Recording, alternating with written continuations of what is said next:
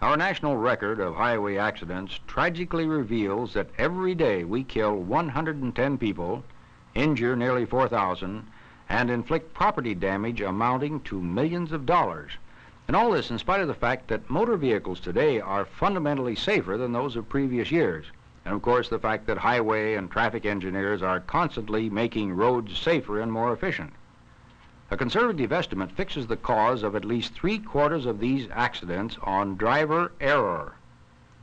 To help correct this problem, driver education is receiving increased attention, particularly among teenagers. But what about the other 12,500 lives lost each year? Why are any of them sacrificed in automobile accidents when in cases of this kind, the driver is not to blame? Science in Action probes the scene of an accident to detect the causes as determined by scientists involved in the investigation.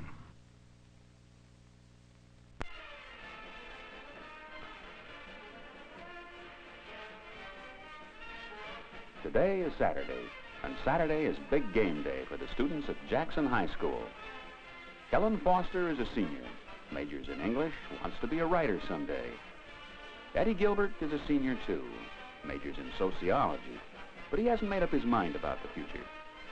But both Helen and Eddie are football fans, and this Saturday they're driving to the stadium to watch Jackson High beat Roosevelt. Eddie doesn't own a car, so he borrowed this one from a buddy. It's about 10 years old, has about 97,000 miles on the speedometer, but its owner is handy with tools, and Eddie's borrowed car has been taken apart and put together several times. But anyhow, today is big game day, and Eddie has tickets for the 50-yard line. The weather's fine, the road conditions are perfect, and the sports writers give Jackson a big edge over Roosevelt. In fact, there's just one thing wrong on this sunny Saturday afternoon.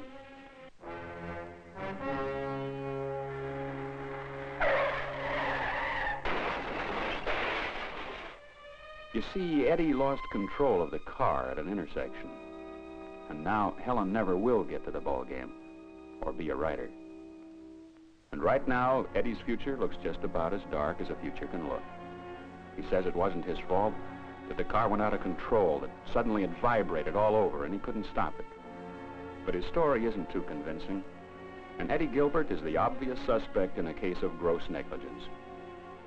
But where does the guilt lie? Is Eddie solely responsible? Is he responsible at all? Was criminal negligence involved? What was the probable cause?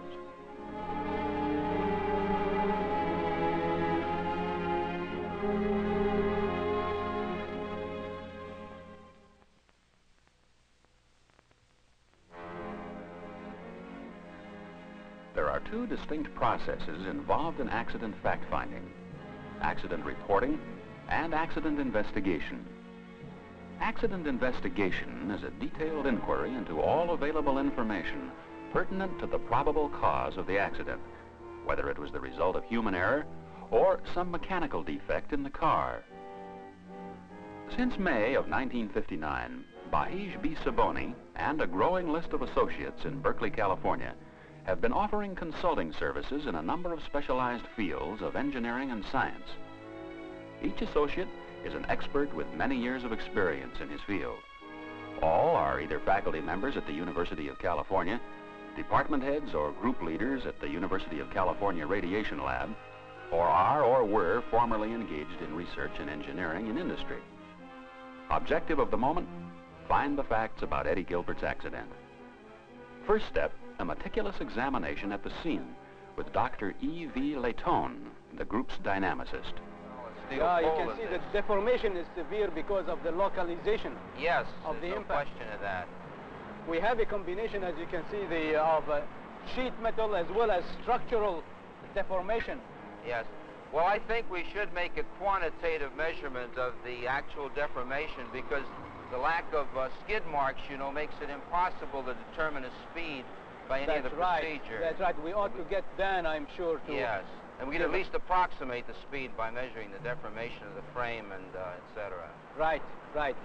Okay. The examination continued in the wrecking yard with Mr. D.V. Post, who specializes in metal deformation. All right. We push it a little bit. All right, let's see. That will give us what? That shows us that we are 8 inches narrow. The frame is narrow. I 8 see. inches. Okay, put that down. All right. Now, we had found... We that- have the motor yes. is pushed back 15 inches. All right. Eddie Gilbert had been insistent that his brakes were ineffective at the time of the collision. That was the first time that he'd driven the borrowed car, and he couldn't have known its peculiarities. But a meticulous examination of the braking system is always in order in cases like these. And so, W.H. Parker, the group's brake specialist, goes to work. Interesting. That would certainly introduce a pull, wouldn't it? Sure would. There's another point. Let's look at that wheel cylinder. This is the wheel cylinder over here. We'll take it apart and see what we can find. Oh, look at that. My, that's really swollen. Whoop. It's really swollen. Right here. We must have a condition of brake fluid contamination, don't we? Must be some mineral oil Right. introduced in We'll have to this. test that to make sure. The lack of adjustment in the rear brake shoes gave impetus to additional checking of the braking system. Cylinder, isn't it? Yes. We got a Yeah. leaker here on both cups. Right. Yeah, look at that. Really Fluid soaked all over. really saturated all over. That will introduce an element of out of control because of the difference in the retarding force between the left and right wheels. Very definitely make a pulling condition. Right. A comparison between new master cylinder and wheel cylinder cups and their respective counterparts from Eddie Gilbert's car showed that the vehicle's cups were substantially swollen. This means sluggish and ineffective braking. But there are other factors that contribute to the overall braking effectiveness of a vehicle, and one of them is the condition of the pavement on which the accident took place. To test the retarding capability of the pavement, this device is attached to a test vehicle in such a way that when its brakes are applied, an explosive charge fires a spot of paint onto the pavement. The distance that the vehicle travels between the instant the brakes are applied and the place where it stops can then be accurately measured and conclusions drawn about the nature of the pavement.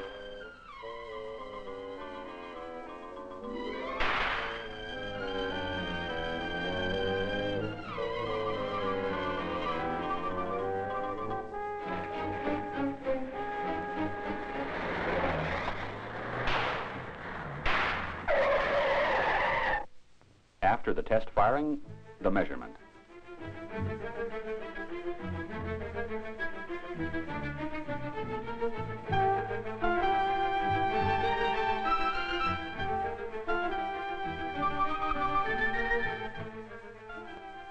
The car that Eddie Gilbert borrowed has had several owners, and various parts, even entire systems, have been replaced and worked on by amateur mechanics. In view of this, and because of Eddie's statement about excessive vibration at the time of the impact, it was not surprising to find that the rear axle was bent.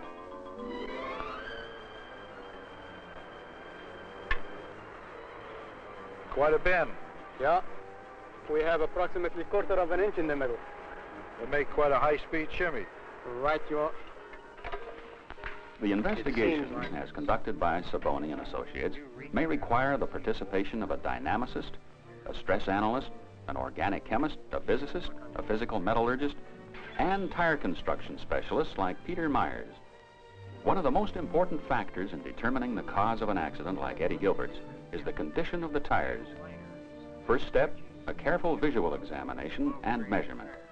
You can see the cord path right under the liner.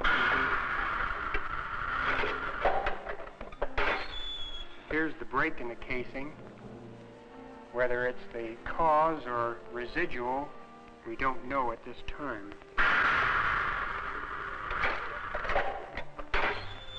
Here's some sign of separation.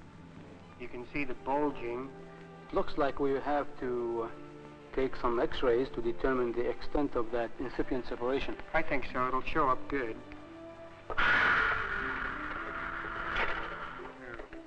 Here's a break in the tread area that should be examined more carefully.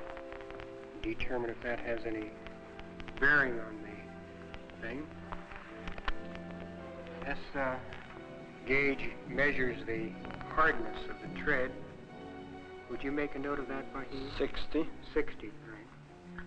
We'll measure it in different parts. 60. Sidewall. 59. I think that's typical of what it measures. Let's see what the tread depth is. This gauge measures in 30/2 of an inch. The outside rib is 11 30/2. 11. And in the center, we get 10. So it shows it's practically a new retread.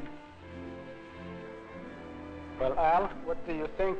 Examination of the this tires retread job? continued with additional inspection of tread, sidewalls, and other components by Mr. A.E. Johnson, retreading specialist. Sidewall area, good sharp definition in the tread pattern, which is a full skid depth and tread width.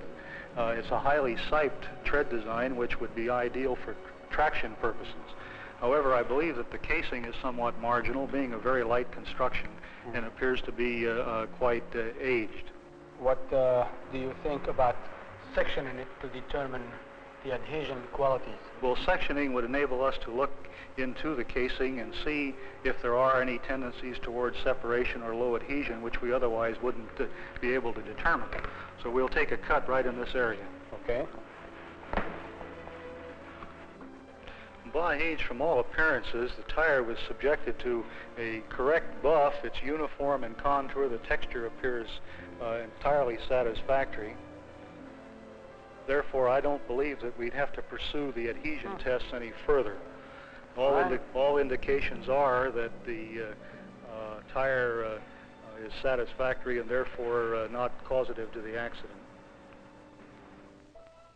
Because it was felt that much more needed to be known about the condition of Eddie Gilbert's tires, they were taken to a special engineering facility where they were x-rayed to determine whether or not there might be any hidden damage that might support Eddie's story of sudden loss of control.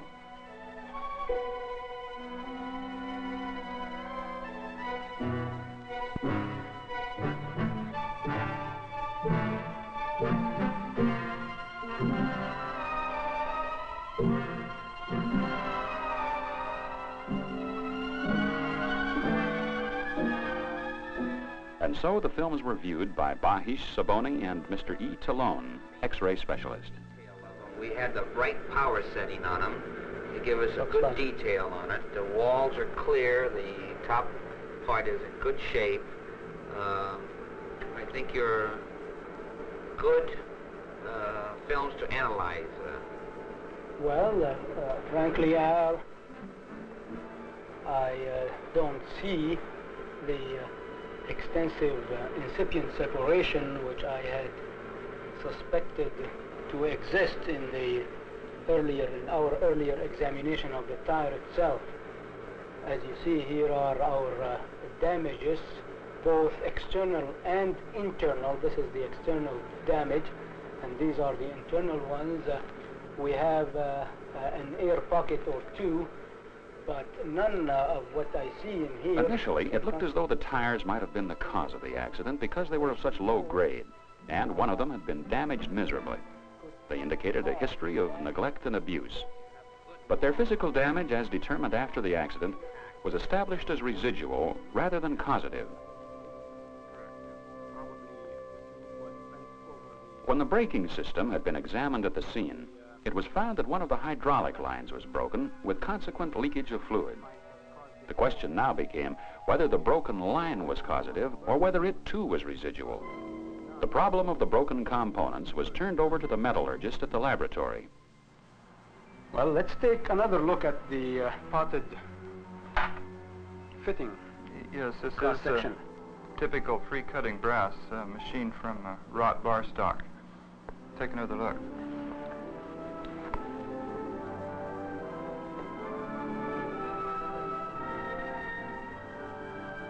So, as I understand it from you, the cross-section is a clean cross-section typical of a sudden failure rather than a progressive type of a failure which could have preceded the accident. Right.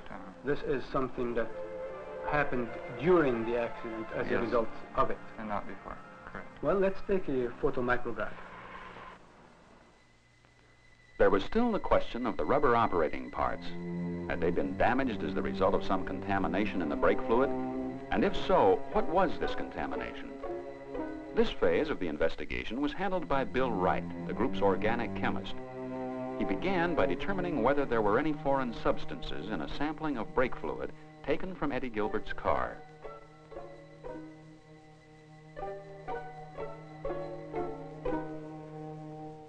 First, a small sample of the suspect brake fluid was carefully placed between two clear discs of sodium chloride.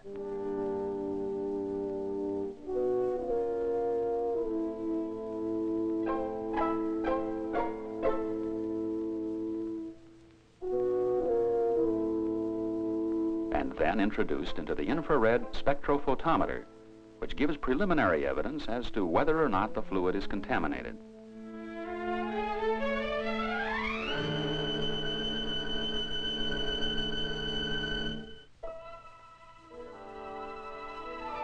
Having been completed, the tracing of the suspect fluid is compared with a standard tracing of known good fluid. The discrepancies are noticeable.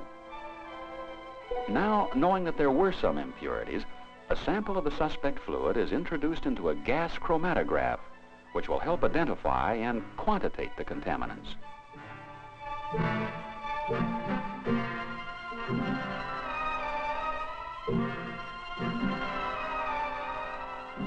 Now, so-called column chromatography, which will actually isolate the specific impurities, now known to be hydrocarbons of some kind.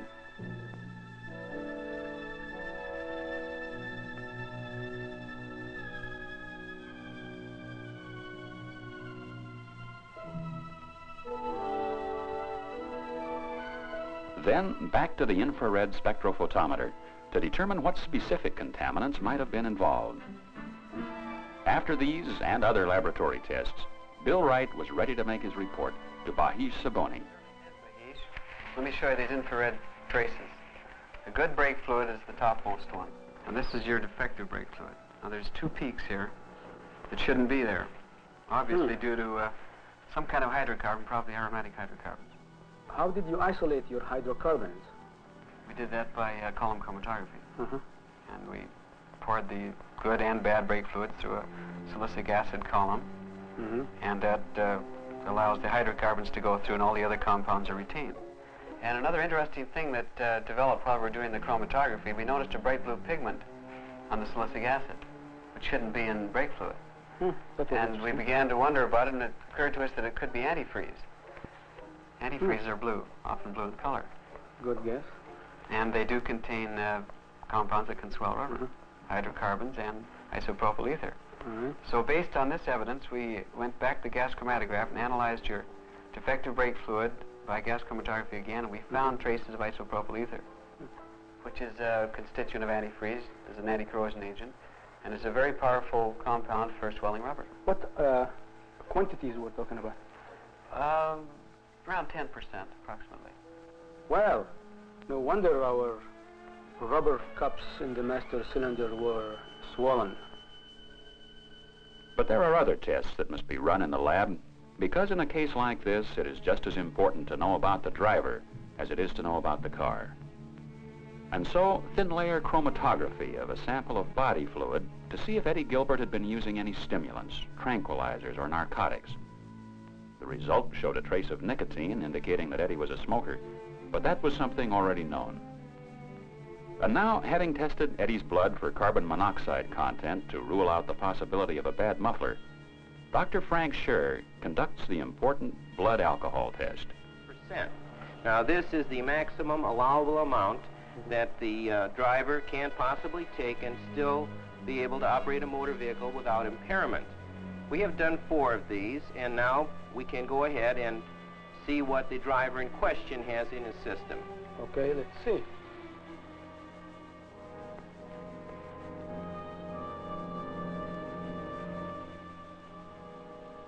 Now, you can see that there's very little deviation of the pin. That's right. That this man could not have had in his system anywhere near the amount required to be intoxicated. In fact, he had 0 mg%.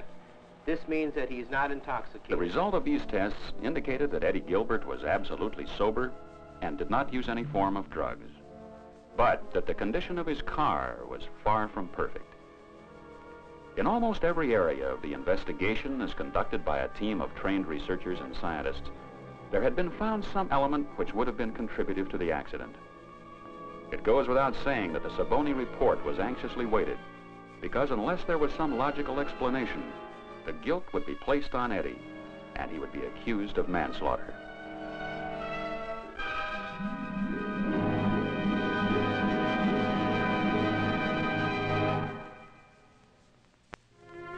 An accident of any kind is bad enough, but when there's serious injury or death, it's especially tragic, particularly when it involves young people.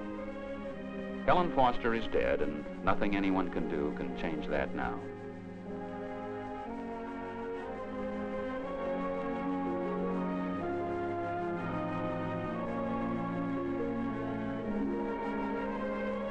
And Eddie Gilbert has a special kind of grief because he drove the car, and because suspicion of negligence has fallen upon him.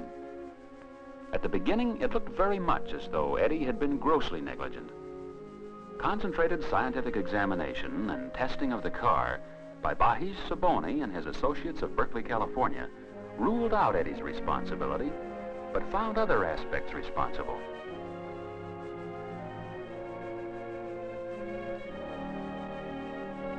There was bad adjustment of the brake shoes. There was ineffective braking power in every system. There were contaminants in the brake fluid. The tires were of low grade and badly maintained. And the rear axle was bent. These factors operated jointly, and when combined with Eddie's inexperience with the borrowed car, it was inevitable that the vibration of the bent axle would cause panic braking.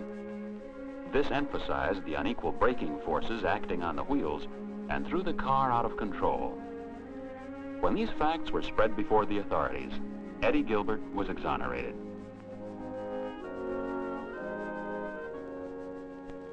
It is more difficult to exonerate the negligent maintenance and amateur repair that led to the accident. There are no complete statistics on the number of defective vehicles involved in accidents, but even limited investigation indicates that the percentage has ranged up to as high as 15% in some states. Science and engineering are constantly in action, providing the motorist with increasingly powerful vehicles and increased numbers of safety features and equipment. But the final responsibility for the safety of the car must necessarily remain with the owner, who ensures that his car has a periodic examination by a reputable mechanic, and who ensures that when he gets behind the wheel of any car, he concentrates not only on his own driving, but on the driving of his fellow motorists. In this way, he can anticipate and avoid bad situations. Unless he does, it's very likely that he won't be around long enough to enjoy the benefits which research and science in action will continue to provide.